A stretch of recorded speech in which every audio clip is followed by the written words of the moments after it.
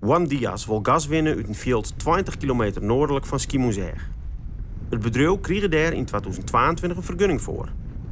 Door de uitspraak van de rechter gaat er nou een streek door de omjouwingsvergunning om een boorplatform te bouwen. Wol bleven de vergunning om gas te winnen en om een pipeline aan te lezen in Stoorn. Ik denk dat we vandaag zowel goed als slecht nieuws hebben gekregen.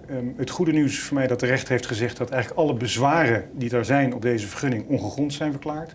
En tegelijkertijd heeft de rechter ook gezegd er zijn een aantal zaken van de zogeheten omgevingsvergunning waarvoor u huiswerk meekrijgt en die op aangepast moeten worden. Eerder deze week is het grootste part van het boorplatform nog opgebouwd in Schiedam.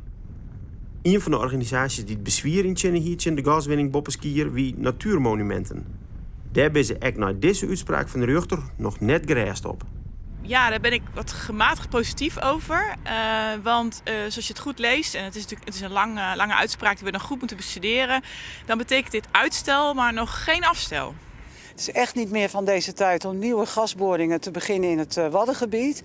Wij willen heel graag naar hernieuwbare, duurzame energie. In plaats van dat we nu opnieuw gas gaan boren in een heel kwetsbaar natuurgebied.